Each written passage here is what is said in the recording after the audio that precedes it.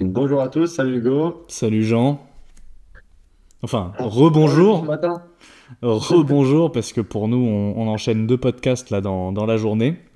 On essaye d'en Ouais, faire faut le faire. d'avance pour les vacances. Toi, tu pars où cet été? Eh ben, je pars en Italie, ça va être sympa, ça va faire du bien. Là, je pars le 26, le jour des JO, l'ouverture des Hmm. JO. Je fuis Paris. Et ouais, non, ça va être sympa. Après, Italie, 3 semaines dans le sud, on va faire un petit autotour.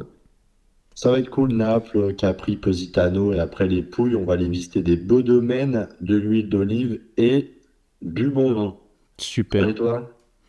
Bah écoute, moi Quoi de beau? je vais rester en Corrèze cet été. Je vais pas partir. Je vais préparer le déménagement, l'emménagement, tout ça, pas mal de trucs à gérer. Mais avec la Ouais. petite, on va peut-être partir ensuite courant septembre-octobre.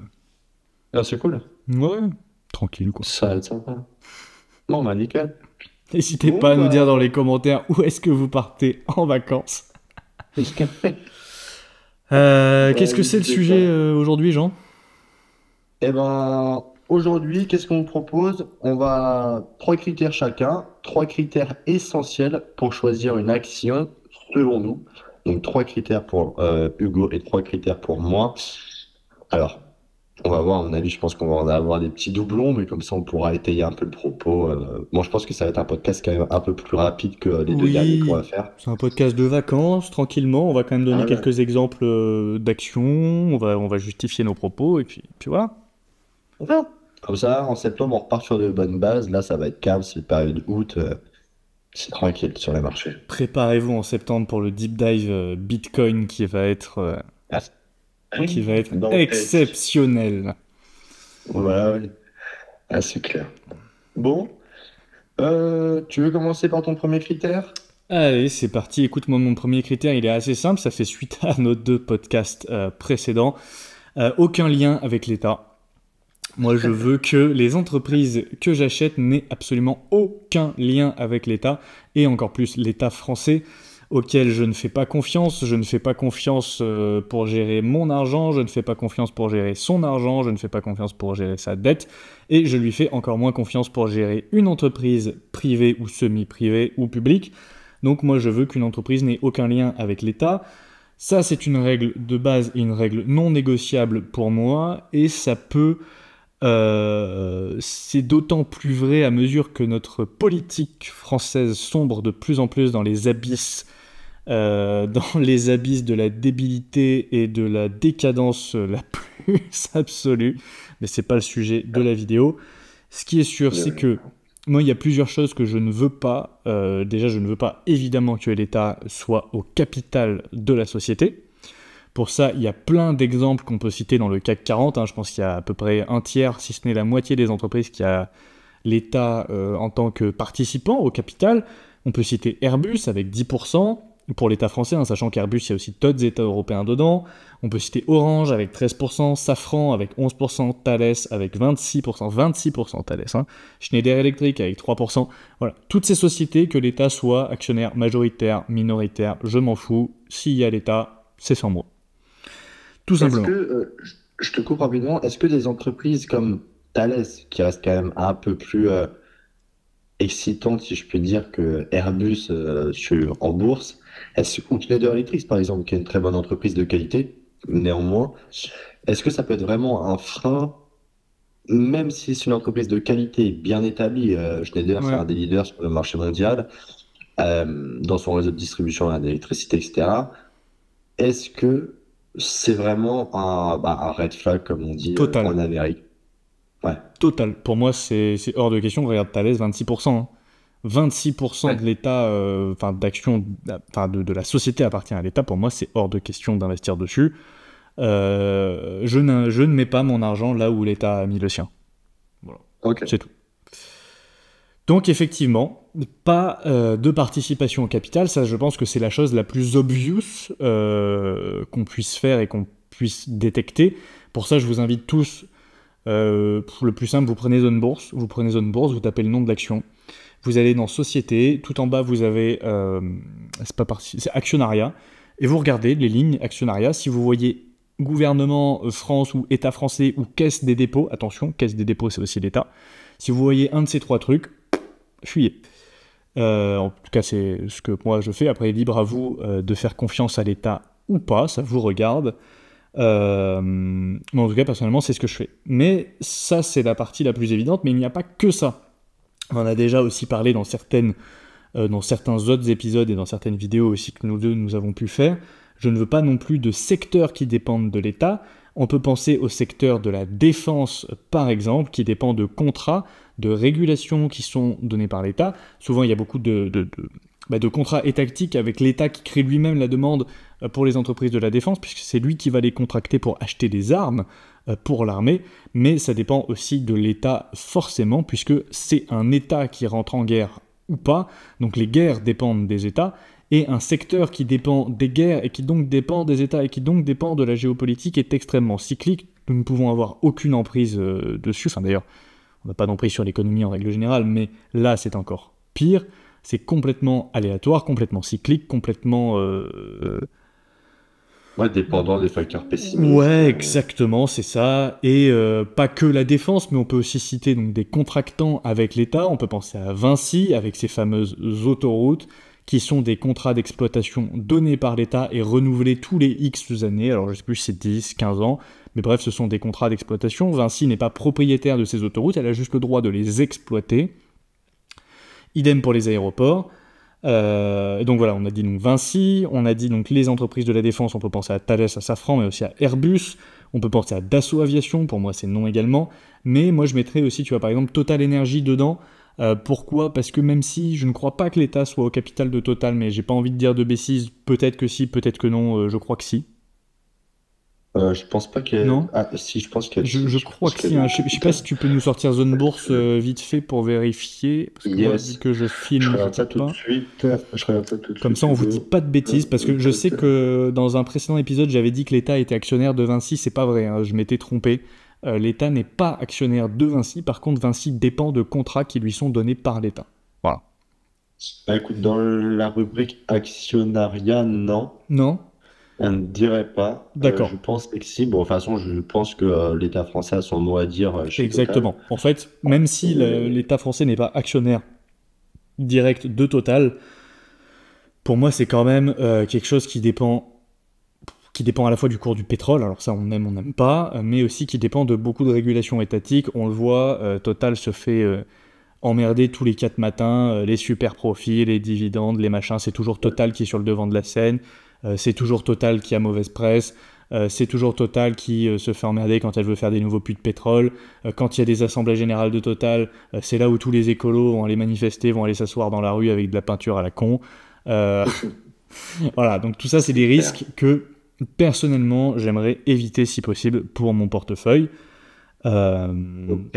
J'avais une question juste pour ouais, rebondir là-dessus. Est-ce que c'est typique euh, sur l'État français ou par exemple une entreprise allemande?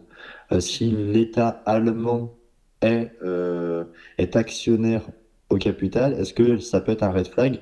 Et je vais te poser la même question si tu ouais, peux répondre directement sur l'Amérique par exemple, où là je pense que effectivement. ça se trouve Lockheed Martin, c'est le constructeur pas d'Arafat du coup, mais de F16, F-16. F16 je crois, oui, effectivement. Au F-16. Alors moi j'ai Et envie est-ce de que te dans ce dire, cas-là, ouais, ben, pour te répondre, je pense qu'effectivement, moi c'est mort quoi qu'il arrive et peu importe l'État. L'État français est particulièrement incompétent, mais je pense qu'on peut tout à fait rentrer l'État allemand dans la même catégorie. C'est pour ça que j'achèterai par exemple jamais de Rheinmetall. Je sais que cette action m'est beaucoup recommandée, enfin recommandée.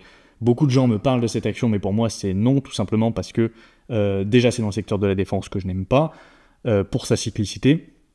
Et en plus, je sais pas si l'État allemand est actionnaire de Rheinmetall, mais bon, partons du principe que oui, même si c'est pas vrai, vous irez faire vos recherches.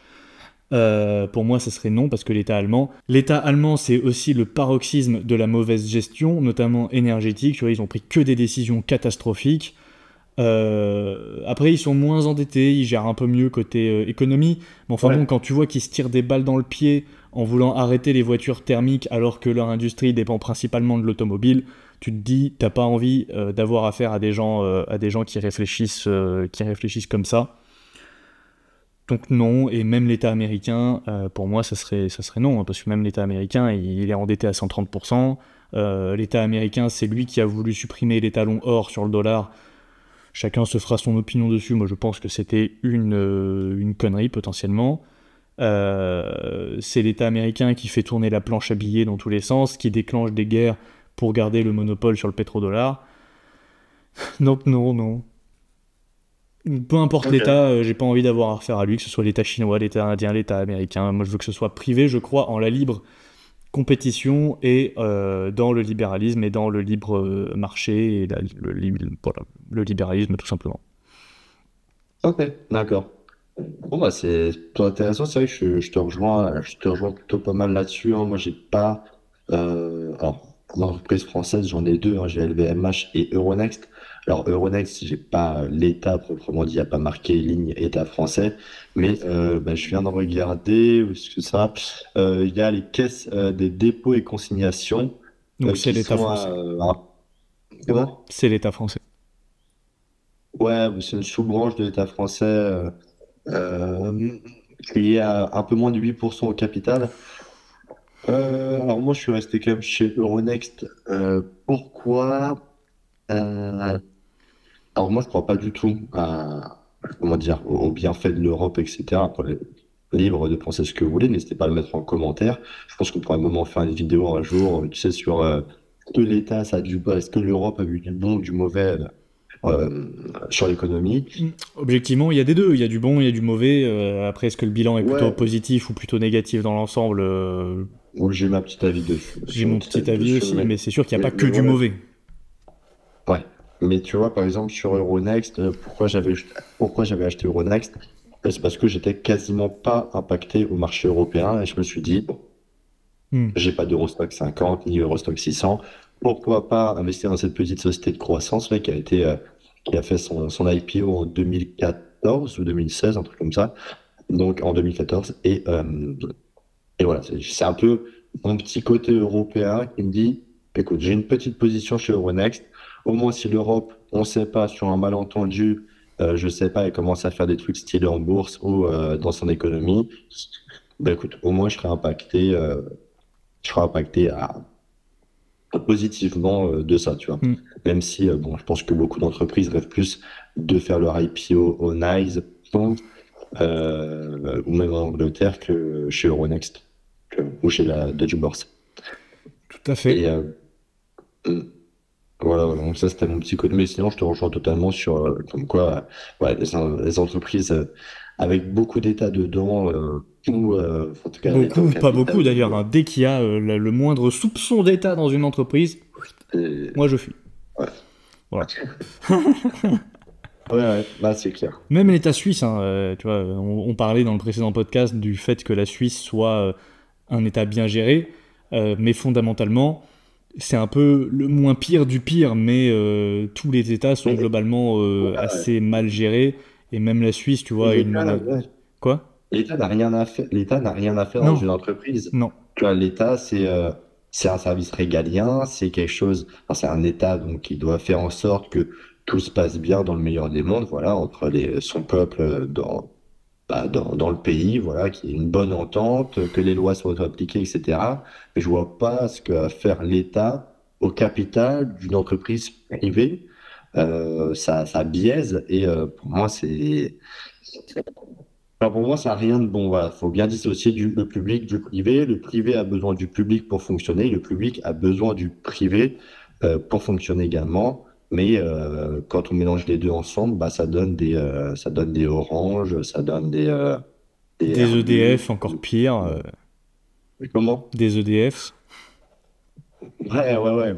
Bah là, c'est l'Europe, carrément. Ils sont obligés de vendre à perte. Tu vois, la Russie, c'est anti-concurrentiel, c'est anti tout ce que tu veux. C'est une entreprise qui est, par les lois européennes, par les lois françaises, est obligée d'être surendettée et obligée d'être en Hmm, perte. Donc, à partir de là, je tout à pense fait. que c'est délicat. Tout à fait. Donc voilà, pour clôturer sur cette Les parenthèse de critères? l'État, moi c'est vrai que j'ai des fortes convictions dessus, chacun se fera son opinion. Je pense que l'État est un mauvais gestionnaire et que la classe fonctionnaire qui prend les décisions économiques de l'État n'est pas une classe productive. Elle ne produit pas de richesse, elle ne produit pas d'argent, elle dépend justement du secteur privé qui lui produit de la richesse. Et du coup, c'est une classe parasite qui détruit toute valeur économique sur son passage. Voilà. Après, oui, forcément, l'État ne produit pas de richesse.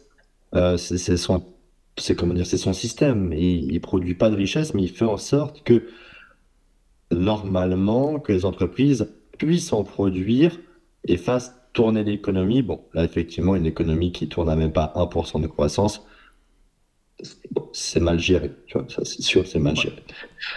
Mais voilà. Puis bon, on est accessoirement le pays un des plus taxés du monde, le deuxième plus taxé du monde, je crois. Donc, Tout à fait, après le Danemark. C'est le Danemark le plus taxé du monde. je crois que c'était le Japon. Non, c'est le Danemark. Par contre, le Japon, c'est le plus endetté du monde. Ah, voilà, le plus endetté, ouais. Mais bon, je pense qu'il y a mieux. Enfin, je sais pas, je suis jamais allé au Danemark, mais bon, je pense qu'à mon avis, Danemark, ils s'en sortent un peu mieux. Oui, oui, Enfin, l'économie est effectivement. plus saine là-bas, tu vois. Ils sont pas surendettés et à l'école, ils apprennent des choses. Enfin, voilà, il reste quand même. Enfin, l'État fait son rôle, Hmm, tout simplement. tout à fait. Ok.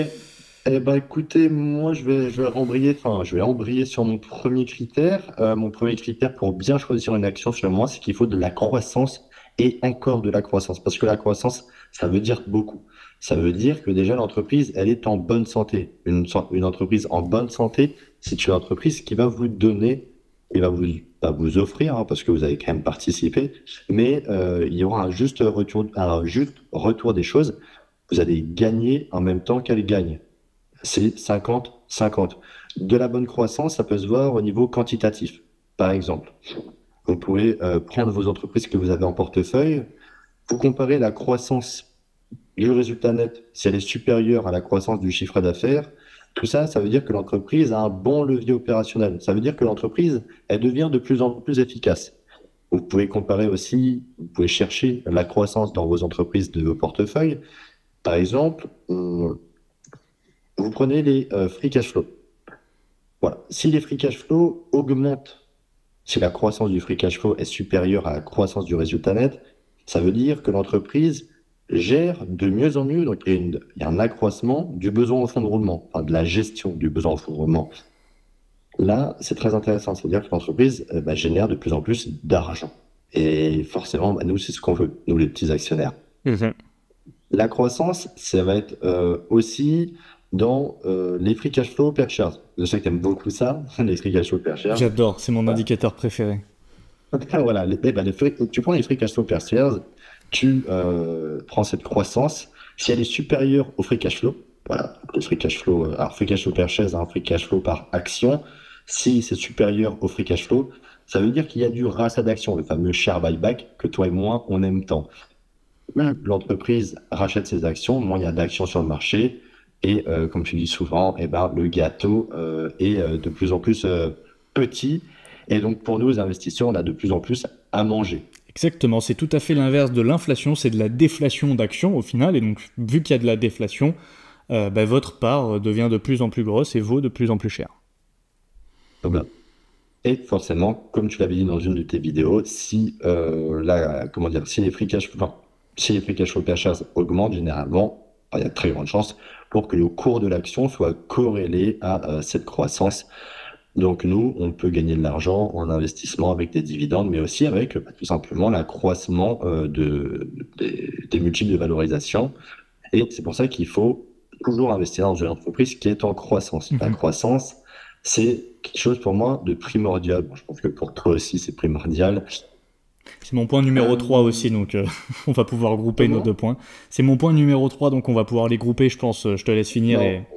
Ouais, bon, on va pouvoir grouper tout ça tranquillement. Les entreprises en croissance, ça va aussi se voir, enfin moi ce que je regarde, hein, ça va être les parts de marché. Parce Hmm. que plus l'entreprise gratte des parts de marché, comme a fait Google, c'est un des meilleurs exemples ces dernières décennies, qui a mangé AltaVista, qui a mangé Internet, Firefox, enfin, tout en fait, Bing, etc. Et ben, plus l'entreprise grossit, plus l'entreprise prend des parts de marché et plus ça devient un mastodonte, un réel pure player en fait dans son secteur. Alors bien évidemment, on est d'accord, hein, la croissance, c'est très bon, mais la bonne croissance, hein, si vous prenez la croissance de la dette et du nombre d'actions en circulation, c'est pas bon. On est bien d'accord là-dessus. Mais voilà, il faut bien faire attention à ce que l'entreprise soit bien gérée et que la croissance soit au rendez-vous constamment. Parce que une entreprise croissante, vous allez pouvoir vous dire au fond de vous, OK, je suis prêt à la payer un peu plus cher parce qu'en échange, il y a comment dire, il y a de la croissance. Et je pense qu'on pour en parler de ça avec Fortinet, par exemple, où toi, tu es prêt à la payer voilà, des PER quand même élevés. Enfin, elle n'a pas un PER de 12, mais elle a un certain background, entre guillemets, de croissance. Et tu te dis, bah, écoute, il y a du potentiel, la croissance est là, elle est encore au rendez-vous, elle sera très sûrement encore au rendez-vous plus tard, donc je suis prêt à payer un peu plus cher ce type de société. Mm.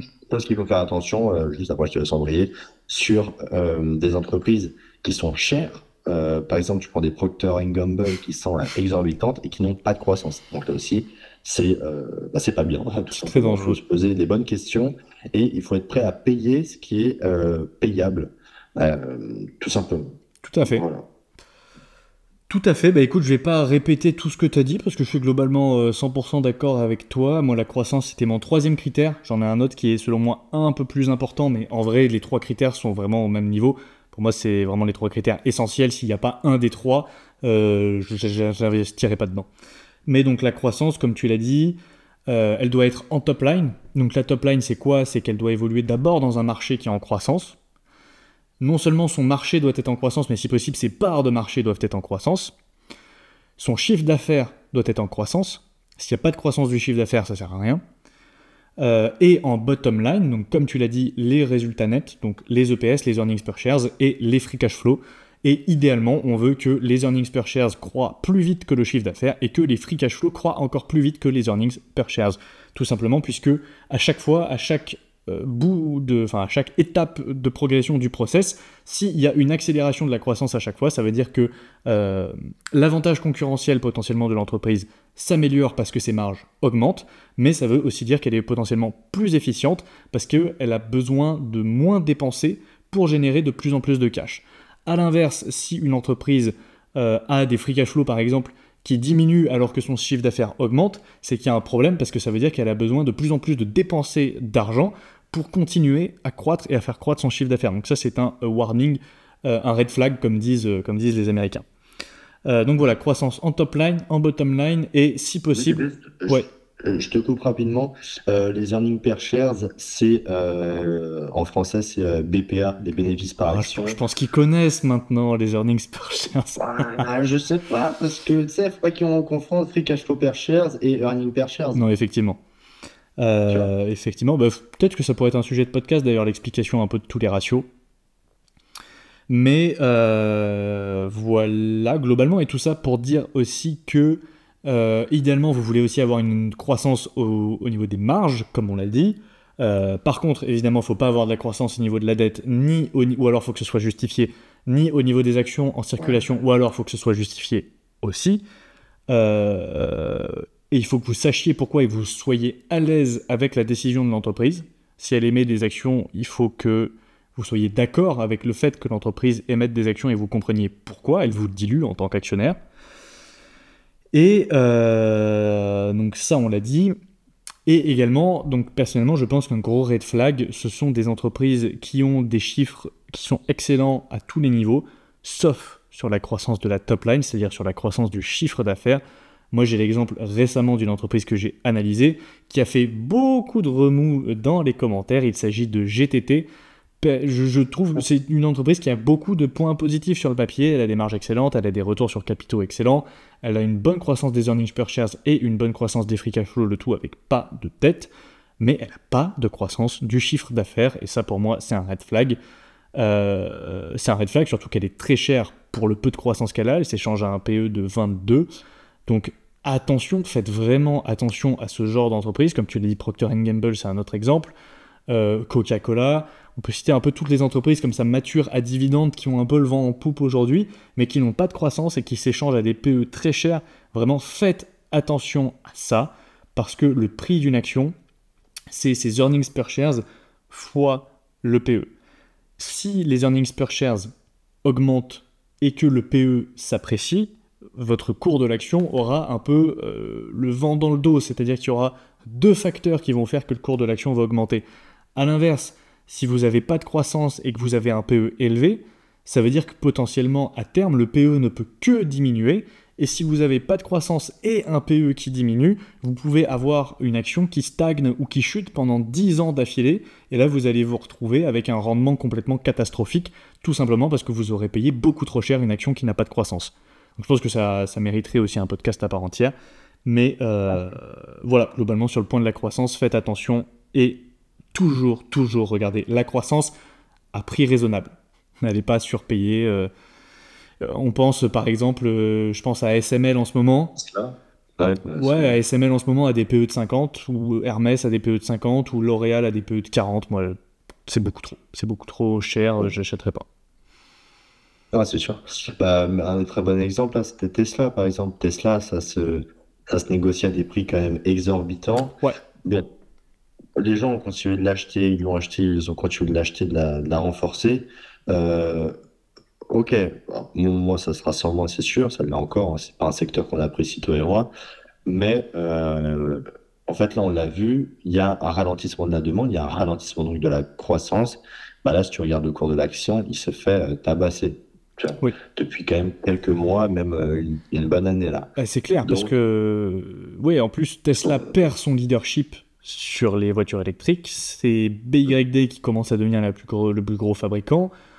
Toutes les autres marques commencent à arriver dans l'électrique. Et en plus de ça, on voit que la demande de l'électrique ne suit pas. C'est-à-dire que les gens, la majorité, n'ont pas envie d'acheter de l'électrique et n'achètent pas de l'électrique.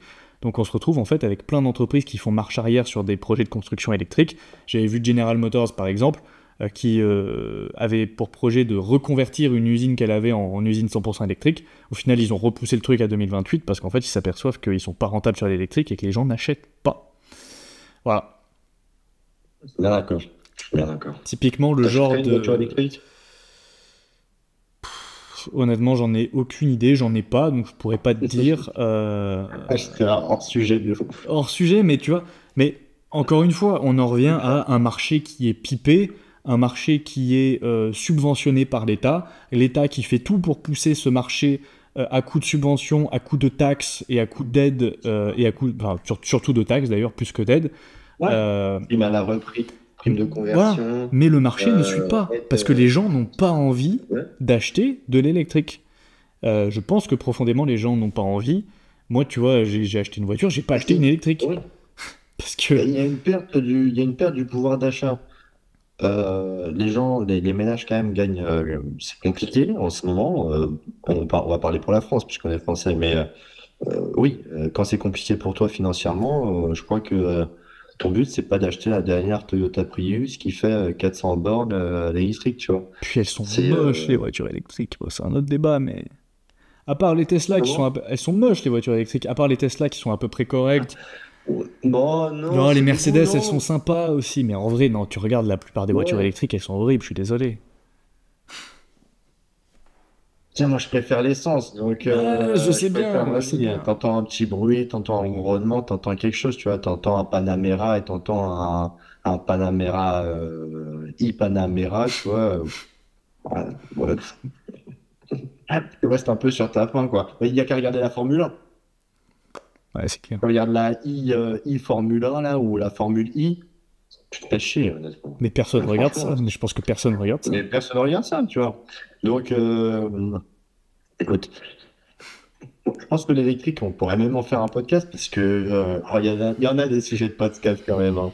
Mais c'est un secteur qui est très particulier, très subventionné, comme tu l'as dit.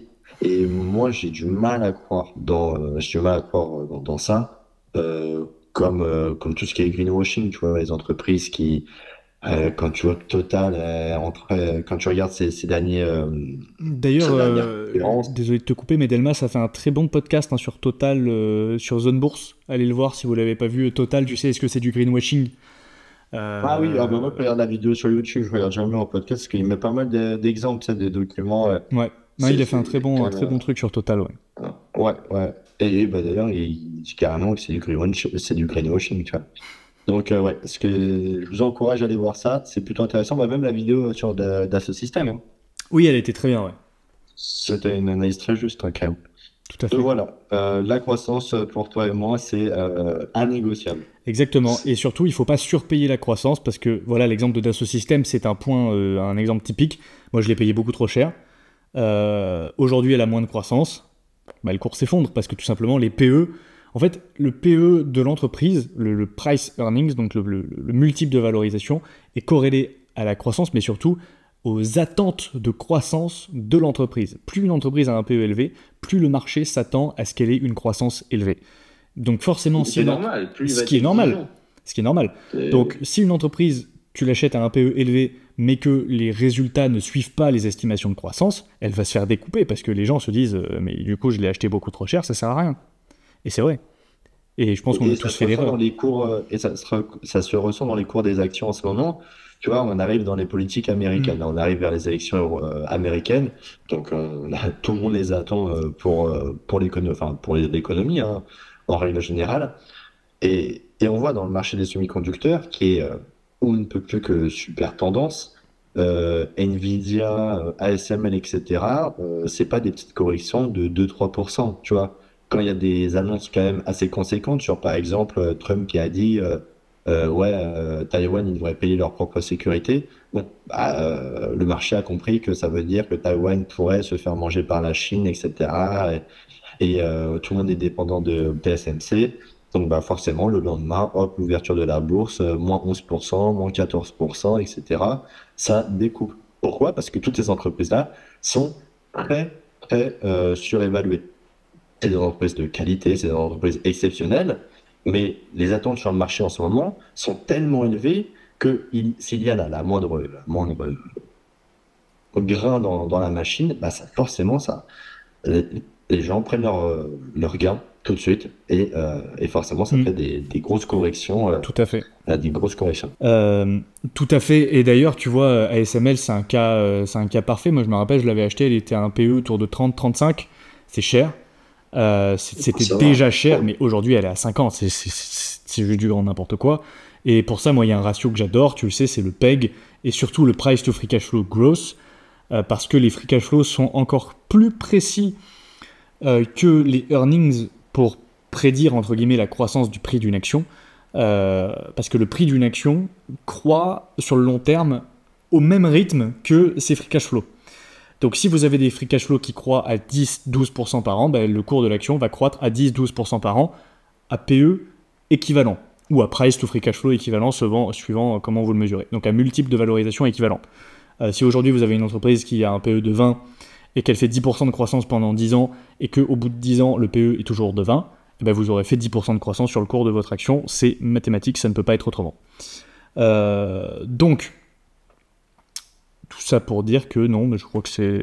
oui, non, c'était ça, je me suis perdu. Le PEG et le Price to Free Cash Flow Growth, tu divises le PE, enfin le multiple de valorisation d'une entreprise par la croissance, soit des earnings, soit des free cash flow, et ça te donne, donc dans le PEG c'est le plus simple à comprendre, tu prends les earnings per shares, enfin le PE, pardon, tu le divises par la croissance des earnings per shares, et ça te donne un ratio. Donc si une entreprise a un PE de 20 et que ses earnings per shares croient à 20% par an, tu vas avoir un PEG de 1, ce qui veut dire que potentiellement l'entreprise est correctement valorisée par rapport à ses perspectives de croissance, en tout cas par rapport à sa croissance passée, ce qui peut plus ou moins présager de la tendance de sa croissance future. Parce que les tendances ont tendance à, c'est le mot tendance d'ailleurs, ont tendance à se projeter. Bref.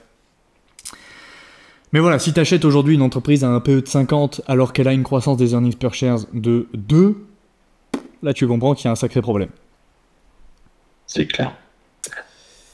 Voilà. De la croissance et encore de la croissance, les amis. Exactement. Ne vous égarez pas, achetez des entreprises de qualité avec encore de la croissance à offrir. Coca-Cola, etc., ce sont des entreprises de qualité, mais ce sont des entreprises matures, ultra matures. Ouais. Coca-Cola ne va pas doubler son chiffre d'affaires Exactement. ces 2 prochaines années. Et moi, quand je vois, j'ai envie de tirer sur personne, mais quand je vois des mecs qui conseillent d'acheter du Pepsi sur Instagram, les gars, je sais pas si vous avez vu, Pepsi, sur les 10 dernières années, la croissance du chiffre d'affaires par action est négative. C'est moins 0,5%. Enfin, Bah, pourquoi vous voulez investir dans une entreprise qui décroît, en fait, qui a un chiffre d'affaires qui diminue? En sachant qu'en plus, il y a de l'inflation. Donc son chiffre d'affaires devrait au moins suivre l'inflation. C'est le minimum qu'on attend d'une entreprise. Donc si une entreprise n'a pas un chiffre d'affaires qui suit au minimum l'inflation, c'est qu'il y a une décroissance. Et ça, c'est très très dangereux. Ouais, c'est clair. Voilà. Quel est ton deuxième point, Jean? Ok. Alors, bah, moi, mon deuxième critère, tout simplement, ça va être comprendre dans quoi on investit. J'aurais pu le mettre en première position, mais euh, alors, les amis, ce que je vous encourage à faire, c'est à lire tout simplement Peter Lynch. Et si vous en saviez assez pour gagner en bourse, voilà, je vous le recommande à tous. C'est très, très intéressant. Alors, c'est une stratégie quand même qui est très particulière, mais il y a des choses très intéressantes à lire et à comprendre dans son livre. Et Peter Lynch, donc, qui était oui, qui était un, un des meilleurs gestionnaires de fonds du monde à Wall Street, dans son livre, il nous explique en long, en large et à travers qu'il faut comprendre dans quoi on investit et c'est quelque chose de primordial. Pourquoi? Parce que ça va permettre à nous, les investisseurs, d'être au courant et d'être rassurés et préparés quand une entreprise décroît ou est stable. Voilà. Ça va permettre de réduire les risques. Pourquoi? Parce que si vous connaissez bien les activités, le produit, enfin, le business model de l'entreprise, vous serez mieux préparé à anticiper des risques potentiels qui peuvent arriver. Par exemple, Pernod Ricard qui ne peut plus vendre d'alcool dans une partie de l'Inde. Ça, si vous êtes actionnaire et que vous connaissez bien l'entreprise, si vous lisez bien les rapports annuels, bon, vous êtes préparé, vous savez que c'est un risque. Au moins, vous ne serez pas surpris. Euh, Ensuite, donc forcément, ça va venir accroître votre confiance dans l'entreprise. Forcément, si vous comprenez bien dans quoi vous investissez, vous allez prendre des décisions qui sont de plus en plus justes et éclairées suivant le cours d'une action. Faut pas quand une action chute, ça veut pas dire, par exemple, évolution en B, tu vois, Ou LVMH. une action qui, ouais, ou LVMH absolument, LVMH, une tu vois, c'est action un qui cas d'école. décroît. Voilà, Ouais, tu dis-moi. sais que c'est une entreprise qui est fortement exposée à la Chine. La croissance et la demande en Chine a diminué et diminue. Donc le prix de l'action chute. Pareil, c'est une entreprise qui est fortement exposée aux États-Unis. On a des rumeurs, enfin Trump qui nous dit qu'il veut taxer toutes les importations aux États-Unis. Donc forcément, ça ferait du mal à une entreprise comme LVMH. Tout ça, c'est des risques. Si on connaît l'entreprise, on les connaît. On sait pourquoi elle chute. Mais on sait que ça n'impacte pas fondamentalement la qualité intrinsèque de l'entreprise. Donc on reste investi. Et on rachète même Je suis bien potentiellement. d'accord. Je suis bien d'accord. Et comprendre dans quoi on investit, en fait, on peut même faire ça plus globalement. C'est, on peut, faut comprendre la bourse, il faut comprendre l'économie, parce que l'économie, ce n'est pas qu'un secteur. L'économie, il faut pas, c'est pas que l'intelligence artificielle, tu vois. Parce qu'en ce moment, tu regardes les portefeuilles de tout le monde, c'est ouais. Mais encore une fois, moi aussi, j'ai du Google, j'ai du Apple, etc. J'ai des semi-conducteurs, mais faut bien comprendre Mais t'as pas des que semi-conducteurs dans pas l'IA. ça l'économie. J'ai pas des semi-conducteurs dans l'IA, dans le secteur industriel et analogue, bien précisément. Ton petit chouchou. Donc, de savoir ça, vous serez mieux préparé. Forcément, comme toi et moi, vous avez une vision long terme, donc de comprendre les différents secteurs, de comprendre les différentes sous-industries. Tout ça, ça vous permet de faire des meilleurs choix, des choix plus judicieux. Par exemple, ça vous permet d'éviter de tomber dans toutes les bulles. L'intelligence artificielle en ce moment. Alors, c'est une bulle, oui, pour moi, il y a de grandes chances, mais, de toute façon, on avait fait un podcast dessus, mais ça reste quand même des entreprises de qualité qui sont sur le marché. Mais il faut faire attention, il y a des valorisations hautes, etc. Comprendre dans quoi on investit, vraiment, simplement, il faut comprendre dans quoi on investit, il faut comprendre, il y a deux règles. La règle numéro une, ça va être de comprendre le business model de l'entreprise, hein. Si vous comprenez pas le business model, passez à une autre entreprise. Par exemple, moi, tu vois, Fortinet, t'as fait une très bonne analyse sur ta chaîne dessus, sur l'entreprise qui m'intéressait parce qu'elle a des chiffres de fou, elle a une croissance de dingue, mais c'est une entreprise, franchement, un grand respect pour ceux qui l'ont en portefeuille parce que elle est pas évidente à comprendre. Ah, pas du Elle tout. est pas évidente, c'est tout un secteur en fait parce que c'est beaucoup de B2B, enfin c'est du B2B. Donc Le B2B, on ne touche pas tous les jours. C'est un secteur très particulier, la cybersécurité, etc. Et moi, bah, forcément, je suis pas encore à l'aise à l'avoir en portefeuille. Alors peut-être qu'un jour je l'aurai en portefeuille.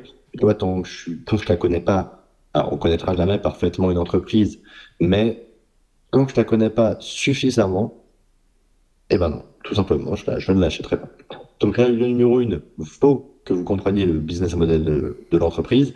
Et la règle numéro deux, ce que je vous conseille de faire, c'est si vous ne savez pas faire l'analyse SWOT, donc force, faiblesse, opportunité, menace en français, d'une entreprise que vous avez en portefeuille, bah, honnêtement, faites-le ou revendez-la. Tu vois. Mais Ouais. si vous n'êtes pas prêt à si vous ne savez pas faire en fait une analyse en bonne et due forme des actions que vous avez en portefeuille, Et voilà, et vous faites-la n'avez du pas fond de la porte. besoin de faire une analyse non plus hyper Non, complète. bien sûr. Mais en fait, pour moi, le minimum, je pense que ça serait effectivement, comme tu as dit, de se poser, de faire une analyse SWOT. Donc, vous listez forces, qu'est-ce que vous pensez des forces de l'entreprise, les faiblesses, les menaces, les opportunités. Vous lisez le rapport annuel, vous n'êtes pas obligé de tout lire, hein, honnêtement. Vous lisez en diagonale, vous lisez les parties qui vous intéressent, le mot du PDG, le business model, les risques. Vous lisez un peu quels sont les projets de l'entreprise, etc. Toute la partie ESG, tout ça, vous n'avez pas besoin de le lire, honnêtement, on s'en fout. Et évidemment, ensuite, il faut suivre les résultats de l'entreprise.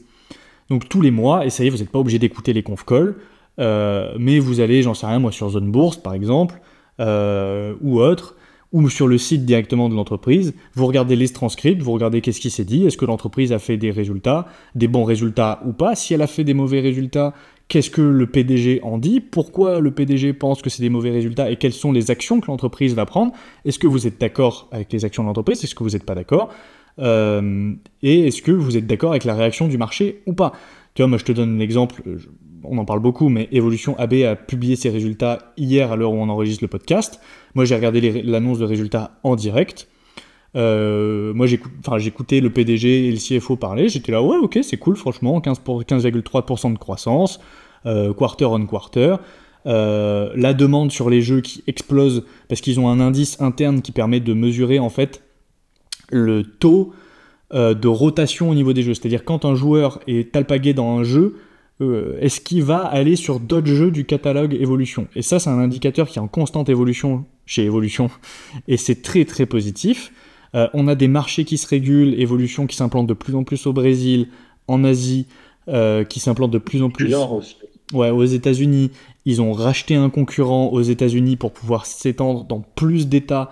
Le concurrent qui s'appelle Galaxy Gaming, par exemple, ils ont des licences dans 28 États dans lesquels n'est pas présent Evolution.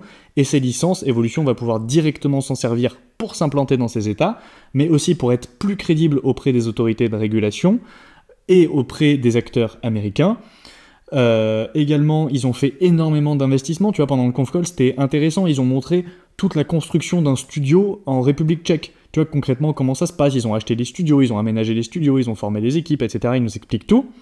Et en fait, quand on écoute le conf call, on dit ouais, bah ok, c'est cool. L'entreprise, elle a fait 15% de croissance. Toutes les entreprises ne peuvent pas se vanter de faire 15% de croissance du chiffre d'affaires quarter on quarter. Hein. Oui, c'est un peu moins que la moyenne historique. Ça se justifie. Oui, la marge opérationnelle a baissé d'un point. Mais on parle d'un point, elle est toujours à 68%, hein. C'est monstrueux une marge opérationnelle de 68%. Pourquoi elle a baissé? Parce qu'ils ont fait beaucoup d'investissements, ils les ont expliqués. Mais à côté de ça, quand on regarde, ben, le marché, l'action s'est pris une claque énorme. Et si on ne connaît Et pas, injustifié, hein. et injustifié en tout cas selon moi, et si on n'a pas regardé ça et qu'on ne comprend pas pourquoi, on se dit, oula, l'entreprise chute, tu paniques, tu vends, tu comprends pas. Mais il faut comprendre. On en revient toujours. Il n'y a pas de choix. Et justement, dans le livre, bah, Peter Lynch, ce qui est intéressant, c'est qu'il a souligné dans au moins une bonne quinzaine de pages que ses investissements qui étaient les plus réussis, et là, quand je vous dis plus réussis, c'est pas 30% de performance, hein, c'est des 10 baggers, c'est des 100 baggers, c'est du lourd. Donc du x10 C'est x 100. comment? Donc du x10 x 100. Pour ceux qui savent pas, Ouais. 10 baggers c'est Ouais. x10, 100 Ouais, baggers voilà. c'est x 100. Donc du x10, x100, parce que c'est un mec qui achetait les entreprises, voilà, elle venait de faire leur IPO, mais voilà, et il allait voir les PDG. Alors, forcément, on peut pas aller voir les PDG, mais vous achetez du LVMH, vous avez du LVMH en portefeuille, Bon, bah vous êtes, il y aura bien une boutique LVMH à côté de chez vous. Et bah rien n'empêche d'aller dans la boutique. Voilà. Si vous aimez pas, voilà, si le personnel il est désagréable avec vous, bon, alors, forcément ça en fait pas une généralité. Mais voilà, vous pouvez comparer par exemple combien de temps ça a pris pour que vous soyez servi par une des collaboratrices, enfin, ou un des collaborateurs. Mais comme ça, est-ce que les produits sont jolis? Est-ce que le magasin est bien agencé? Est-ce que le personnel est à l'écoute ou pas? Est-ce que voilà, tout ça, ça permet ça permet de faire un premier pas dans la société. Pareil pour Alphabet. Comment dire, utiliser les outils de Google, que ce soit l'agenda, que ce soit Google Sheet, Google Docs ou YouTube, etc. Tout ça fonctionne. Enfin, j'ai envie de dire, le meilleur exemple, c'est Netflix. Tu vois, Netflix, enfin, moi, j'habite en région parisienne. Tu prends les transports en commun. Quand tu vois que dans ton wagon, sur les 10 personnes du wagon, il y en a 8 qui sont sur Netflix, mais qui sont, mais, oui, dedans, là, dans le truc, tu vois, ils pourraient tous passer autour d'eux. Ils sont dans Netflix. Ils appartiennent à Netflix. Bon, là, tu vois que Netflix, c'est un monstre, tu vois. Et de comprendre ça, de voir ça par soi-même, bon, pas forcément, il n'y a qu'à attendre que Netflix baisse un peu en, comment dire, en valorisation. Et oui, forcément, moi, c'est une des entreprises que je préfère. Et je rêverais de mettre une méga cartouche dedans, mais j'ai jamais pu l'avoir à un prix raisonnable. En tout cas, j'ai pas fait partie malheureusement du marché parce qu'elle a été il y a assez récemment à des prix carrément attractifs, mais forcément je n'étais pas là quand Tout elle à l'était. fait. Donc voilà, faut comprendre. Et Peter Lynch dit bien que là où il a fait ses meilleures performances, bah, c'est là où il comprenait le plus le business et c'est là où il avait ses plus fortes convictions personnelles. Et comme on avait dit dans un podcast précédent, voilà, les convictions personnelles, on est bien d'accord qu'on peut pas avoir 40 ou 50 actions en portefeuille. C'est compliqué d'avoir de fortes convictions personnelles dans 50 actions ou 40 actions. C'est pas, enfin, en tout cas, si vous travaillez à côté, c'est compliqué de bien suivre une entreprise si votre portefeuille, je pense, excède plus de 30 lignes. Tout à fait. Et moi, actuellement, je dois en avoir 9 et toi, une quinzaine, J'en ai 16, je crois, actuellement. 16 ou 16, ouais. 17. Donc, 16. ça se rapproche dangereusement des 20, tout Ça ça. se rapproche des 20, effectivement, mais je sais que je vais cutter 2 positions à la fin de l'année, donc Ouais. ça va me libérer 2 places. En tout cas, Ouais, je ouais. suis tout à fait d'accord avec toi. Je pense que là-dessus, on l'a suffisamment rabâché ce point. Par contre, il y a un truc, je pense qu'il faut pas tomber dans le piège. Moi, je vois beaucoup de gens qui disent investissez dans ce que vous comprenez directement. Tu vois, par exemple, investissez dans, j'en sais rien, si vous mangez McDo, achetez du McDo, si vous achetez Apple, achetez du Apple. Ouais. Je pense que ça c'est bien, mais ça a ses limites parce que c'est passé à côté de beaucoup de business qui sont B2B, qu'on connaît pas forcément. Si vous travaillez pas, par exemple, dans le milieu de la cybersécurité, potentiellement vous achèteriez jamais du Fortinet. Mais en fait, c'est pas parce que vous travaillez pas dedans que vous pouvez pas vous y intéresser. C'est le cas pour les semi-conducteurs, c'est le cas pour la cybersécurité, pour les jeux d'argent en ligne. Tout ça, c'est des secteurs. Vous pouvez vous y intéresser, vous renseigner dessus et tout simplement investir quand vous estimez que vous avez suffisamment de connaissances pour comprendre le secteur. Si vous écoutez une annonce de résultats et que le PDG il balance que des termes que vous comprenez pas, vous dites mais attends, mais de quoi il parle? Bon, peut-être que c'est un peu trop tôt. Ouais. Euh, Mais c'est clair. Mais de toute façon, maintenant, j'ai envie de dire, tout est à votre service. ouais, c'est ça, Alors, vous ça prenez peut être ChatGPT. critiqué face. Comment? Non, je disais un exemple tout bête. Vous prenez Ouais. ChatGPT, il y a un terme que vous C'est ce que tu veux comprenez dire. pas, vous lui dites, mais explique-moi ça. Tu vois, par exemple, Fortinet, il parle beaucoup de SASI, tu vois, c'est le service, les services cloud qu'il propose grosso modo. Tu demandes à ChatGPT, explique-moi en cybersécurité ce que ça veut dire SASI, etc. Il va t'expliquer, il va te faire tout un point détaillé. Après, tu peux aller plus loin, machin, mais voilà. Non, mais je suis bien Faut être d'accord. curieux. Mais Pour c'est investir en bourse, ça. faut être curieux. Je pense que c'est la morale de l'histoire. Ouais, exactement. Très bon mot, faut être curieux. Et là aussi, tout est fait pour vous, YouTube. YouTube, alors il y a beaucoup de contre, il y a beaucoup de pour. Mais il faut lire, il faut regarder, bah, par exemple, la crypto-monnaie. Tu vois, la crypto-monnaie sur YouTube, il y a quand même beaucoup de choses bien faites. Alors, il y a la majorité qui est pour là. Tu vois, non, mais il y a à Il y a prendre et à beaucoup de laisser, mais il y a quand bullshit même. quand même sur la crypto, mais Faut partir tu regardes pas la crypto française. Enfin, tu vois, YouTube Finance français en crypto, il est dur. Oh, t'as les mecs Il en est dur. lambeaux là qui te tracent des traits sur des. Ouais, Oh là voilà, tu vois, là, c'est c'est pas l'enfer. sérieux. C'est C'est l'enfer. pas sérieux. Mais tu vois, par exemple, pour la cybersécurité, par exemple, tu vois, moi, je sais, je vais analyser Fortinet parce que c'est quand même une entreprise qui m'intéresse, tu vois. Et ben, la typique, LinkedIn. LinkedIn, c'est un réseau, bah, enfin bref, vous connaissez LinkedIn, et hop, tu vas envoyer des DM à des mecs, enfin des personnes de la cybersécurité, forcément qui vont te répondre, tu vois, tu fais Hmm. 800 messages, il y en aura bien un qui va te répondre, c'est sûr. Bah, s'il habite à côté de chez toi, vous allez prendre un verre, vous parlez, etc. Mais c'est ça, comme tu as dit, c'est de la curiosité. Aujourd'hui, vous avez les réseaux sociaux, vous avez tout. Utilisez les réseaux sociaux à bon escient, tu Ouais. vois. Si, Bah, bon, tu si vois un vous mec. scrollez du matin au soir sur Instagram, au moins vous savez que Meta c'est fort, tu vois. Mais si vous passez votre vie à poncer Netflix, bon là aussi vous savez que c'est fort. Mais vous ne serez jamais les gagnants finaux de Netflix et de Meta. Mais voilà, si vous utilisez LinkedIn à bon escient, voilà, pour aller chercher des contacts, chercher des informations. Ça, les informations, elles vont pas tomber du ciel, tu vois. Et là aussi, quand je vois des gens qui ont des portefeuilles voilà, ils ont 20-30% dans leur portefeuille sur une action. Alors moi, je respecte parce que c'est une grosse conviction du coup. Mais en fait, quand tu creuses, tu te rends compte que bah, je regarde des vidéos sur YouTube, on peut voir ce qui se passe sur YouTube Finance Français. Voilà, ils ont des grosses convictions et tout sur leur action. Mais en fait, quand tu les entends parler, je sais pas, soit on pense pas du tout pareil de l'action, soit bah, il est à côté de la plaque en fait. Donc voilà, je vous conseille de, comme tu as dit, d'être curieux, utiliser les réseaux sociaux, utiliser la technologie actuelle, chose que nos ancêtres n'avaient pas du tout, à bon escient. Voilà, poncez moins Netflix, mais consommez plus de rapports annuels. Je pense que ça peut être une très bonne chose. Exactement. Et tu vois, je te donne. Ça va durer encore longtemps le podcast, mais c'est pas grave. On a le temps, on discute, on est là, on est bien. C'est des vacances Prenez après un tout. petit café, posez-vous au soleil. Voilà, comme ça vous éloigne de Netflix et de TikTok. Écoutez-nous avec un petit café, un petit verre, ce que vous voulez, au bord de la piscine. Mais toujours est-il que je vais te donner encore deux exemples. Fortinet, nous, c'est vrai qu'on a la chance d'être sur les réseaux maintenant et d'avoir quand même des communautés sympathiques qui nous suivent. Par exemple, Fortinet, on avait dit dans le podcast, dans un des podcasts, moi j'avais demandé s'il y avait des gens qui travaillaient dans la cybersécurité de m'envoyer un message sur Instagram. Je remercie fortement Eric, si tu écoutes cette vidéo. Merci à toi parce qu'on a pas mal échangé sur Instagram justement sur la cybersécurité.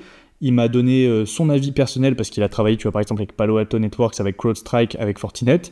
On a échangé, ça m'a convaincu de prendre position sur Fortinet, chose que j'aurais peut-être pas fait avant d'avoir cet échange. Mais je vais te donner un autre exemple aussi sur la crypto. Sur la crypto, c'est vrai que moi j'en avais acheté fin 2021, je m'étais fait découper. Je m'étais fait découper parce que ça avait chuté, parce que j'avais acheté un truc que je comprenais pas du tout, parce qu'un collègue m'avait dit vas-y achète ça. J'avais acheté des shitcoins, enfin des trucs, enfin des shitcoins, je sais pas si on peut appeler Solana du shitcoin, mais je pense que si un petit peu, mais bref, chacun se fera son opinion dessus. Mais en fait, je me suis dit, c'est pas possible que je passe à côté de ça et que j'y comprenne rien alors que c'est mon boulot aussi quelque part maintenant d'être dans le milieu de l'investissement. Donc je me suis forcé. Tu vois, j'ai commencé, je me suis dit, moi j'adore le podcast The Investors Podcast, tu vois. Et ils ont toute une série sur la crypto, ils ont dû faire 200 épisodes, enfin sur la crypto non, sur le Bitcoin, je pense que c'est une grosse différence. Mais ils ont une série spéciale, tous les mercredis, il y a un épisode qui sort d'une heure sur le Bitcoin. Donc je me suis dit, écoute, on va arrêter d'être con, on va arrêter de dire que la crypto c'est de la merde, je vais écouter les podcasts. Donc j'en ai écouté 4-5, j'ai repris au tout début, je me suis dit, les mecs, Pourquoi pas? quand même, ils sont bons sur les actions, tu vois, j'adore ce qu'ils disent sur les actions, et là, ce qu'ils disent sur le Bitcoin, c'est quand même pas déconnant, tu vois. Donc ça fait honnêtement un mois que je me suis plongé dans le rabbit hole, comme disent les Anglais, tu vois, c'est l'analogie avec Alice au Pays des Merveilles. Et petit à petit, je change d'avis, je me renseigne, et plus je commence à comprendre, et c'est ça vraiment le fondamental du truc, c'est de comprendre ce que vous achetez, comprendre pourquoi ce que vous achetez, ça peut avoir de la valeur, ça peut monter, ça peut baisser, pourquoi est-ce qu'il y a des gens qui achètent, quelle est la technologie derrière, qu'est-ce qui fait que demain, si vous achetez quelque chose, ça va pas tomber à zéro. Et petit à petit, voilà, comme on l'a dit, je commence à prendre quelques petites positions sur le Bitcoin, à faire ça bien, etc. Mais il faut comprendre, parce que si vous ne comprenez pas, vous allez vous faire découper par le marché. Bah, d'ailleurs, pour rebondir là-dessus, hein, si vous voulez encore plus de valeur, encore plus de contenu, ouais, vous étudiez Billionnaire en podcast, vous pouvez aller voir sur YouTube, c'est fantastique. Et si vous comprenez pas l'anglais, moi je vous invite tous, je pense que vous devez l'entendre constamment, mais apprenez l'anglais. C'est probablement une des meilleures compétences que vous pouvez développer aujourd'hui parce que tout se passe en anglais. On peut être chauvin, on peut aimer la France, c'est mon cas, hein, j'adore la France, j'adore le français, mais objectivement aujourd'hui, si vous ne Ouais, parlez pas anglais, vous allez passer à côté de 90% de ce qui se fait dans le monde. Et c'est triste. c'est ça. En tout cas, dans l'économie, voilà, si vous voulez de l'histoire, oui, apprenez le français, c'est là où tout s'est passé. La France, là, c'est là où toute l'histoire s'est passée. Enfin, en tout cas, sans être chauvin, mais bref, quand même, la France, c'est rempli d'histoire. Mais par exemple, voilà, l'économie, bon, faut apprendre l'anglais. Moi, tu sais, mon niveau d'anglais est quand même pas très bon, mais Non, mais j'ai quand même, c'est vrai que tu fais des progrès, tu te forces, tu regardes. voilà, tu Voilà. vois, je me force, je regarde des podcasts en anglais. Bon, je les regarde sur YouTube, comme ça j'ai la traduction YouTube qui est quand même relativement bien faite. J'ai préparé mon petit livre pour cet été qui est en anglais. Donc, je vais lire le livre de Long Equity. Ça va être un petit livre d'une centaine de pages, hein, qu'on va lire, enfin que je vais lire en 3 semaines, très tranquillement. Bon, après ma copine est bilingue, du coup c'est un peu plus facile pour traduire. Mais, euh, mais voilà, enfin, faut se forcer. Après tout, si vous êtes prêt à mettre des milliers et des milliers d'euros en investissement, pourquoi pas se former sur soi-même en même temps. Je pense que vous pouvez être gagnant. Alors par contre, ça a bien un réseau social où je pense qu'il est catastrophique en termes de contenu. Je pense à TikTok. Hmm. Ah, c'est clair, Genre, c'est vraiment catastrophique. j'ai consommé TikTok pour voir un peu ce que c'était. Honnêtement, j'ai désinstallé parce que l'algorithme est monstrueux, hein. Tu allumes TikTok, tu peux y passer, je pense, Oui, une mais tu te fais après-midi. aspirer le cerveau et tu perds ton âme là-dessus. Enfin, c'est une catastrophe, hein. Ouais, ouais, vraiment. Je pense que c'est un des pires réseaux sociaux. Et là, par contre, pour le coup, je vois très peu de valeur. Il y en a, mais c'est Hmm. infime. C'est infime. Voilà. Et tu vois, si on parle de l'anglais aussi, aujourd'hui, même les entreprises françaises, elles publient leurs résultats en anglais, elles font leur conference call en anglais. Alors, il y a quelques exceptions. Des fois, vous allez trouver LVMH qui traduit ses rapports annuels en français, ou L'Oréal. Mais par exemple, Dassault Systèmes, ils font tout en anglais. Tu t'as pas de traduction française. Donc, Ouais. dans le monde de la finance, apprenez l'anglais. C'est Puis une force. C'est une ça vous force. sera bénéfique dans toute votre vie. Si vous voyagez, ça vous sera bénéfique. Et puis même ça, je pense que ça permet aussi, j'ai pas envie de faire le mec, oui, ça t'ouvre l'esprit, machin, mes couilles, mais si, en vrai, si, parce que ça te débloque aussi la vision de personnes d'autres pays. Et de sortir de la sphère francophone, ça te permet d'avoir la vision du monde de gens qui sont dans d'autres pays. Quand tu écoutes les Américains, tu te rends compte que les problèmes de la France, oui, les élections législatives, les députés, machin, mes couilles, tu te rends compte que c'est peanut en fait dans l'histoire du monde, ça compte pas. Et T'en fous. si tu sors de cette espèce de marasme médiatique ambiant et de l'écosystème français, tu te rends compte qu'il y a plein de choses qui se passent ailleurs, qu'il y a plein de points de vue différents sur le monde, et ça te permet comme ça de te déconnecter un peu du pessimisme ambiant qu'on a en France et qui est catastrophique. C'est clair. Et c'est pour ça qu'il y a très peu d'investisseurs en France et qu'il y en a Ouais, beaucoup plus en Amérique, proportionnellement même au nombre que l'on c'est est. clair. Et quand tu écoutes les Américains, tu retrouves foi en l'humanité, honnêtement, ça fait beaucoup de bien d'écouter du Ouais, contenu américain. vraiment. Ouais. Ça fait du bien parce que c'est un peuple qui est bout en train, hein. Tu vois, en Amérique, tu dis ton salaire. En Amérique, tu dis les chiffres. Tu vois, c'est pas oui, j'ai bien gagné ce mois-ci, oui, ça va, j'ai pas de quoi me plaindre. On veut des chiffres, tu vois. On veut des chiffres, on veut connaître ton portefeuille. Tout simplement, ça aussi, c'est excellent, tu vois. Et puis même cette transparence. On connaît le portefeuille de tous les méga investisseurs. Alors, parce que c'est la loi, peut-être qu'ils voudraient pas, mais en attendant, cette loi oblige la transparence, tu Mm. vois. Et de connaître le portefeuille des méga investisseurs, des méga gestionnaires, etc., eh ben, ça peut être une force pour nous, les petits investisseurs qui veulent, avec vraiment, en étant humble, hein, bah, qui veulent essayer de faire mieux, ou en tout cas essayer de faire Exactement. pareil. Et c'est pour ça que nous, on est totalement transparent avec vous et qu'on essaye de tout partager de manière transparente parce que je pense que tu peux pas faire du contenu pertinent, enfin vraiment pertinent sur la finance et l'investissement si tu montres pas tes positions et que tu montres pas ce que tu fais toi, parce que tu peux te dire un truc, mais faire le total opposé, C'est ça. pour ton propre C'est- argent, et ça va pas du tout.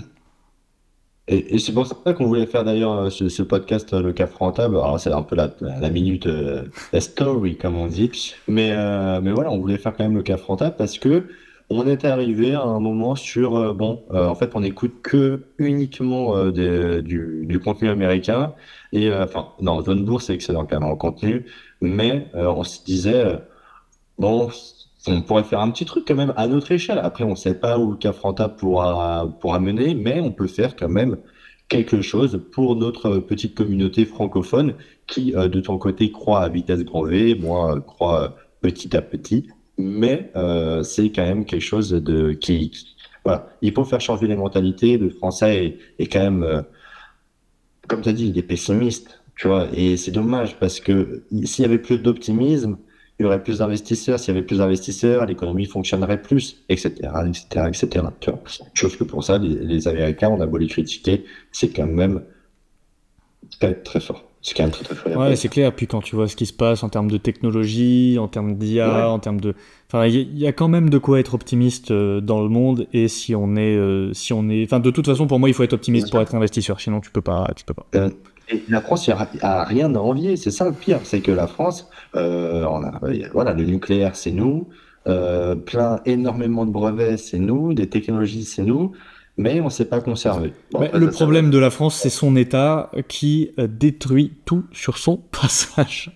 Ouais, voilà, ouais. Nous, on essaye de créer de la valeur, on essaye de compenser la destruction de valeur Mais on va pas mettre que par l'État, etc. Mais non, mais ce qui est sûr, et ça j'en suis convaincu, c'est que le changement est d'abord individuel et que à notre échelle, tu vois, si on peut faire bien sûr. changer des mentalités là-dessus et qu'on peut éduquer les gens, c'est chacun En individuellement étant humble, hein, en étant en humble. étant humble, on veut pas vous éduquer, On hein, partage nos loin de là. connaissances. Je peux vous dire que quand on prépare les podcasts, avant on les préparait en physique ensemble et on s'éduquait ensemble. Voilà, moi je donnais un petit tips, Hugo me donnait son tips, on se disait ah putain mais c'est pas mal et tout ce qu'on a Oui, vu. voilà, c'est ça. Quand je dis éduquer, c'est pas en mode prétentieux, on va vous apprendre la vie, c'est en vous partageant, On nous, s'élève. nos connaissances, et en vous partageant nos connaissances, on en apprend plus, ça vous permet aussi d'en apprendre plus avec nous, et si on peut, à notre échelle, voilà, faire évoluer les mentalités sur l'investissement, sur l'argent, oui, c'est pas forcément mal d'avoir des dividendes et de faire des super profits, non, c'est même positif. Et ben si petit à petit, il y a de plus en plus de Français qui changent de mentalité, ben peut-être que dans 10, dans 20 ans, la mentalité globale du pays va aussi évoluer sur ces sujets-là, et ça serait que bénéfique à long terme pour tout le monde. C'est sûr. Donc voilà, on essaie de s'élever et le changement, ça vient de vous à la base. Voilà. Donc moins de TikTok et plus de lecture, s'il vous plaît. Tout Il est à fait. hardcore, ce réseau social. Ah, Voilà. c'est Et clair, c'est c'est une justement, on catastrophe. peut rembrayer sur, je crois, notre dernier, oui, c'est ton dernier critère à toi aussi. Oui, Et tout ça, bah voilà, ça va être, je pense, une super transition parce que le fait de commencer de nous-mêmes et pour qu'après les groupes se rejoignent, on appelle ça l'effet réseau. et effectivement, mon dernier point, donc on a Et c'est parlé aucun mon lien dernier avec point, et c'est mon l'État, dernier point aussi. la croissance et Ah, c'est vrai? Ouais, c'est Ah, mon dernier point, c'est l'avantage avantage compétitif? concurrentiel, Bah, c'est parfait. solide et durable. Bah, c'est Le parfait, moat. on va pouvoir parler du moat, de l'avantage compétitif. Donc ça, c'est un critère essentiel. L'avantage compétitif, qu'est-ce que c'est? C'est ce qui fait qu'une entreprise a un avantage compétitif par rapport à ses concurrents. Donc elle a quelque chose que ses concurrents n'ont pas ou ne peuvent pas avoir. Et ça, c'est un critère essentiel qui va protéger les marges d'une entreprise et ses retours sur capitaux à long terme. Donc il y en a 5 principaux des avantages compétitifs.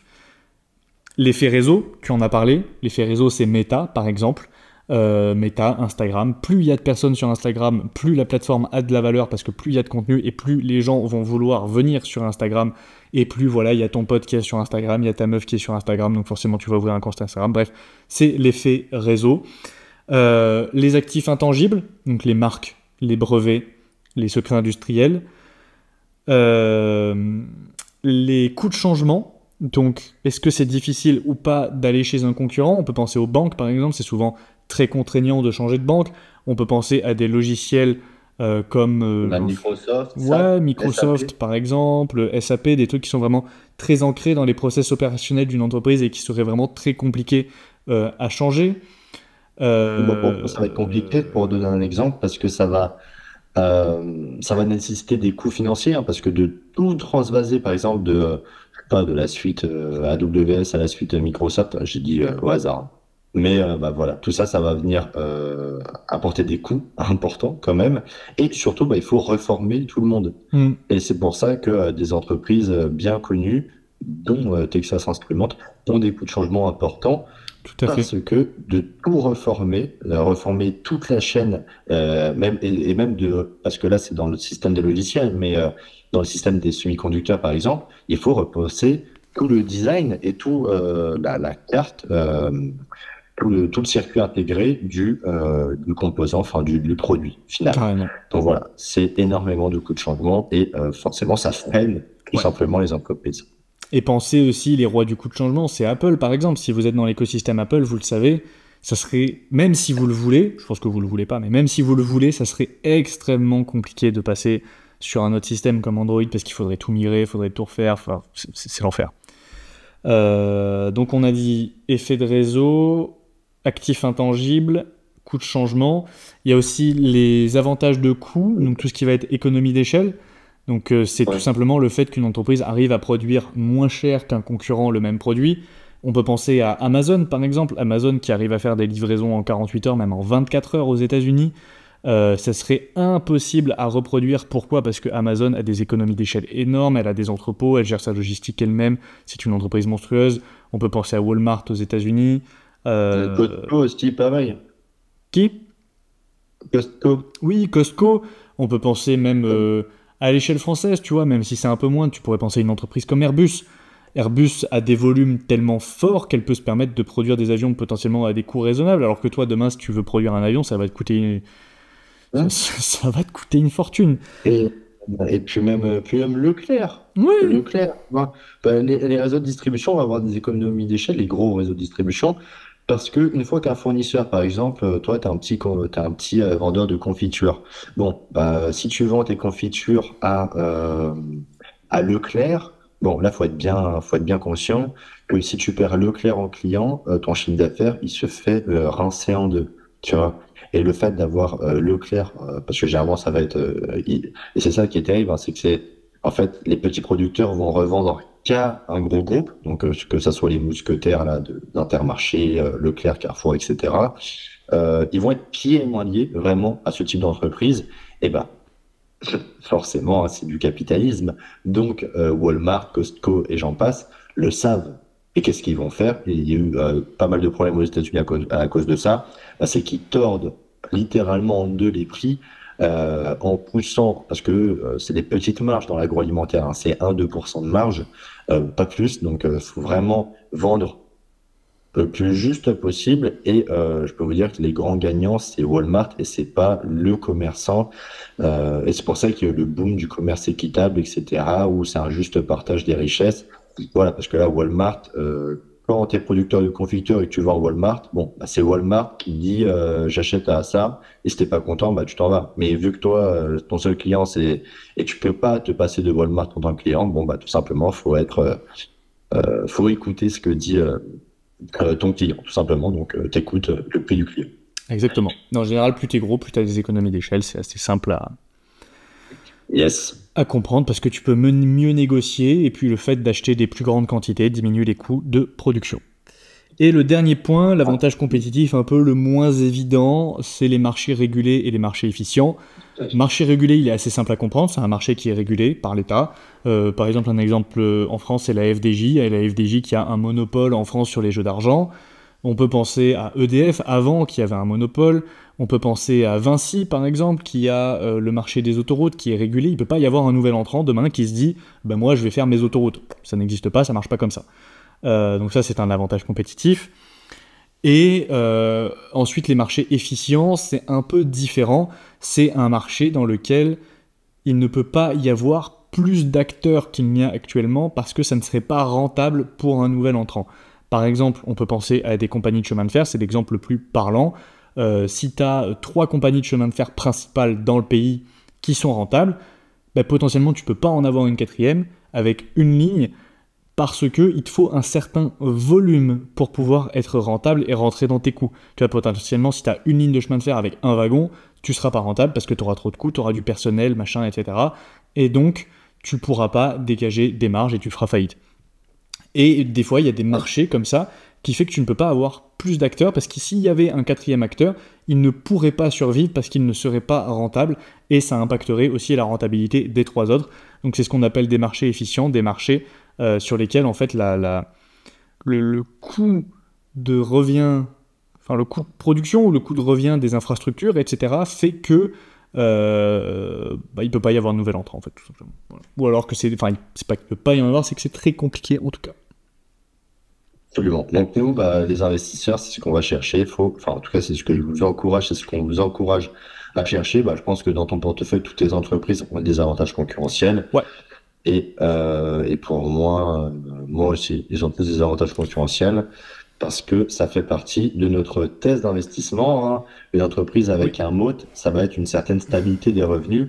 Forcément, une entreprise qui a une position qui est concurrentielle forte, avec une entreprise avec une position concurrentielle forte, elle va pouvoir maintenir ou même augmenter ses parts de marché assez simplement, même en période économique difficile, tu vois. On a beau être on a beau être dans une petite crise en France, tu vois, avec où c'est compliqué, LVMH peut encore augmenter ses prix, tu vois, et ça va pas influencer grandement le résultat final de son chiffre d'affaires, tu vois. Donc il y a du pouvoir de fixation des prix, il y a du pricing power, comme on dit, et c'est ça qu'on essaie de chercher pour nos entreprises. Ouais. Et pour vérifier qu'une entreprise a un grand moat, l'étape la plus simple, vous allez sur Interactive Broker, vous tapez le nom de l'action, vous allez voir analyse Morningstar et vous regardez la note de moat Morningstar. Si elle est grande, c'est très bien. Si elle est narrow ou qu'elle est non, n'investissez pas. Enfin, vous faites ce que vous voulez, mais potentiellement n'investissez pas dedans parce que ça veut dire que le moat n'est pas suffisant.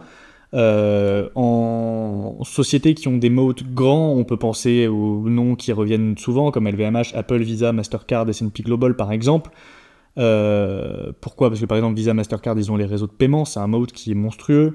S&P Global, c'est une agence de notation, tu vois, demain, même si on te donne 10 milliards de dollars, tu pourras pas devenir une agence de notation, c'est pas possible, il y a trop de réglementation, et c'est des agences qui ont des réputations sur des dizaines et des dizaines d'années d'exercice. Et demain, tu es une entreprise, tu veux que ta note soit émise par S&P Global parce que sa réputation veut dire quelque chose, ce qui ne sera pas ton cas, toi, si demain tu ouvres ton agence de notation, même si tu as beaucoup d'argent, tu n'y arriveras pas. Donc ça, c'est un moat très très fort. Ensuite, on a des moats qui sont petits, on peut penser à Air Liquide, à Atos Software, que j'ai analysé récemment, à Tesla, à Qualys par exemple. Et on a des sociétés qui n'ont pas de moat, comme Tesla, comme Renault, comme comme Total, comme Renault, comme Stellantis. Total, par exemple, c'est une société qui n'a pas de moat d'un point de vue du consommateur. Pourquoi? Parce que si demain Total augmente ses prix, vous allez aller acheter votre essence chez un concurrent, j'en sais rien, moi, ce qu'il y a comme concurrent en France, je sais pas, il y a Intermarché. Ouais, voilà, tout ça. Parce que en fait, le produit est substituable oui, c'est ça. par un concurrent. Vous aujourd'hui, vous achetez votre essence, vous vous en foutez qu'elle vienne de chez Total ou de chez Esso, vous voulez juste la moins chère possible. C'est la même chose chez Renault. Demain, Renault, c'est une entreprise bas de gamme, entre guillemets. Si elle augmente ses prix, vous allez aller vous acheter vos voitures chez Peugeot, tout simplement. À l'inverse de Ferrari, par exemple, qui, elle, a un moat élevé et qui peut se permettre d'augmenter ses prix parce que Ferrari, c'est plein de choses. C'est une marque, c'est une histoire, c'est une performance, c'est un son, c'est un moteur, c'est... Voilà. Absolument. Et l'avantage compétitif, c'est ce qui garantira les marges et les retours sur capitaux de la société et sa position dominante sur le marché, potentiellement pour 10 ou 20 ans ou plus. Et c'est très, très important. Et c'est simple, on peut voir des entreprises avec des moats relativement important, notamment en regardant les marges. Alors, c'est pas pour tout le monde, hein, parce que forcément, si vous regardez Walmart, etc., elle a des avantages concurrentiels, mais elle a des marges assez faibles. Amazon, pareil. Mais voilà, en règle générale, si une entreprise a des marges élevées, Visa, Mastercard, LVMH, et des marges en augmentation, même ça veut dire que c'est une entreprise avec du pricing power et des avantages concurrentiels qui sont solides. Et forcément, si ça dure depuis longtemps, c'est des avantages concurrentiels durables. Exactement. Donc c'est mieux, hein, franchement, c'est ce que je vous encourage à aller regarder. C'est parce que ça va se voir. Là, on est en période où c'est un marché quand même qui est assez haut. Donc forcément, même si vous avez une petite daube liquide qui n'a pas d'avantage concurrentiel, ça va pas trop se remarquer parce qu'elle est dans la vibe où tout augmente en ce moment. Mais en période de récession, en période d'accalmie, en période de baisse des marchés, là, généralement, une entreprise qui n'a pas d'avantage concurrentiel va se faire facilement découper par le marché. Pourquoi? Parce que elle est substituable par un concurrent et tout ça facilement. Tout à fait. Et on en revient aussi à ton deuxième point, c'est-à-dire comprendre les entreprises dans lesquelles on investit. Pourquoi? Parce que l'avantage concurrentiel, il faut le comprendre. Vous pouvez vous aider de la note de Morningstar, mais il ne faut pas s'arrêter là, il faut la comprendre. Il y a des cas où vous pourrez ne pas être d'accord, par exemple, avec la note de Morningstar, ça peut arriver, ça vous regarde. Moi, ça a été mon cas, par exemple, sur GTT. GTT était noté comme avantage compétitif grand de la part de Morningstar. Pour ma part, je trouve que l'avantage compétitif de GTT est pas suffisant parce que il est fragile. En fait, il ne correspond pas à un avantage compétitif antifragile puisqu'il dépend entièrement d'une seule technologie, de 3 clients principaux, globalement, un chinois, un coréen, et d'une source d'énergie, le GNL, le gaz naturel liquéfié. Et en fait, ça fait que demain, s'il y a une autre source d'énergie qui émerge, ou s'il y a un concurrent qui a une meilleure technologie, ou si les sociétés chinoises ou coréennes décident pour X ou Y raison de passer à autre chose, GTT, c'est terminé. Donc oui, aujourd'hui, elle a un avantage compétitif fort sur cette énergie précise, cette technologie précise dans ce secteur précis, mais c'est tellement en fait spécifique et précis que pour moi c'est pas suffisant parce que c'est extrêmement fragile et du jour au lendemain ça peut disparaître. Alors que si vous prenez LVMH, c'est tellement vaste, il y a tellement de marques, tellement d'histoires, tellement de machins que c'est tellement ils ont des dates, enfin ils ont des sociétés qui existent depuis 1200, 1300. Voilà, enfin. Non, je crois que la plus vieille, c'est Dom Pérignon qui existe depuis les années 1600, il me semble. Ah non, Dom Pérignon, ça existe depuis bien avant, je pense. Je crois que c'est 1600. Ça existe depuis. Dom Pérignon, ça existe depuis avant la découverte de l'Amérique. T'es sûr? Dom Pérignon date.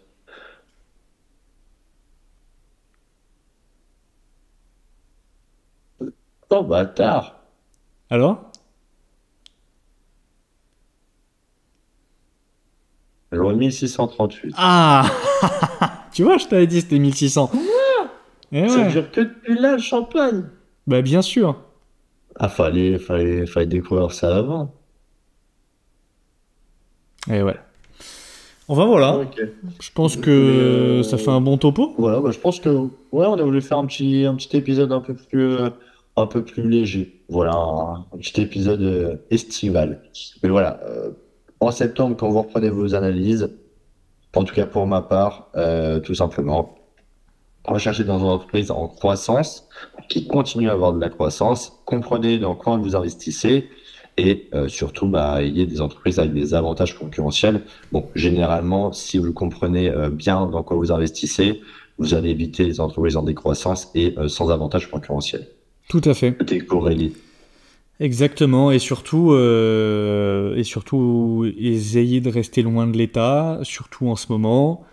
Essayez potentiellement aussi d'aller voir plus loin que le PEA et que les actions du CAC 40 et les actions françaises. Il y a plein de trucs très bien qui se font dans le monde. Les États-Unis, mais même en Europe en général. Puis il y a plein, par exemple, je pense à la Suède, il y a plein de boîtes suédoises qui sont magnifiques. Il n'y a pas que Evolution AB, il y en a plein d'autres, moi j'en ai plein à analyser. En Allemagne, il n'y a pas tant que ça, mais même en Angleterre, il y a quelques entreprises sympas. Même le marché indien, pourquoi pas, si c'est quelque chose qui vous intéresse, il peut y avoir plein d'entreprises de qualité à analyser, mais il faut bien le connaître. On en a déjà un peu parlé, mais si par exemple vous avez des origines indiennes ou c'est un marché que vous comprenez bien, que vous aimez voyager en Inde, que vous y êtes déjà allé, pourquoi pas vous intéresser à ce marché-là? Ça peut être très lucratif. Le Japon aussi, par exemple. Enfin bref, il y a plein de choses à aller voir. Ne vous arrêtez pas au CAC 40, ça serait triste. Ça serait dommageable, c'est clair. Bon, bah Voilà. écoutez, en tout cas, n'hésitez pas à nous dire en commentaire si vous avez aimé ce petit podcast. N'hésitez pas, encore une fois, à mettre des likes, des 5 étoiles pour ceux qui nous écoutent sur toutes les plateformes du monde. Voilà, donc Apple, Spotify, Deezer, en veux-tu, en voilà. YouTube, pensez aux petits commentaires, c'est vraiment ça fait toujours plaisir de lire. En plus, on en reçoit vraiment Et on en reçoit beaucoup. particulièrement Et vraiment, beaucoup. merci beaucoup à tous ceux qui nous disent tous ces Ouais. messages gentils sur YouTube. Ça fait plaisir et nous, ça nous donne de la force pour continuer. Donc, C'est ça. voilà. Et de toute façon, le podcast est encore là pendant un petit moment. On est de plus en plus à l'aise, voilà, sur le podcast. On a eu un peu de mal les premiers, mais non, parce qu'en vrai, on a eu des bonnes performances sur les premiers aussi. Par contre, on voit sur la courbe, il y a une belle courbe de progression hein, sur Ouais, puis les écoutes. Hein. Donc vous êtes chaque podcast fait de plus en plus de vues. Et puis surtout, on sent ce qui est très positif, c'est qu'on sent que c'est des vues récurrentes et qu'on sent que les gens qui regardent les podcasts les regardent en général toutes les semaines. Et ça fait vraiment plaisir. Donc, voilà. voilà. Voilà, voilà. Bah écoutez, continuez de nous suivre, continuez de dire votre avis, même s'il est différent, ça nous intéresse. C'est comme ça qu'on progresse. Si vous avez des idées de podcast, faites-vous plaisir, dites-les nous. Et sur ce, bon, on se retrouve lundi prochain, le matin. Bon, nous, on se retrouvera avant, mais bon, on se retrouve à 8 h du matin pour C'est bien ça. commencer la semaine. Exactement. Allez, salut à tous. Ciao. Ciao. Salut à tous.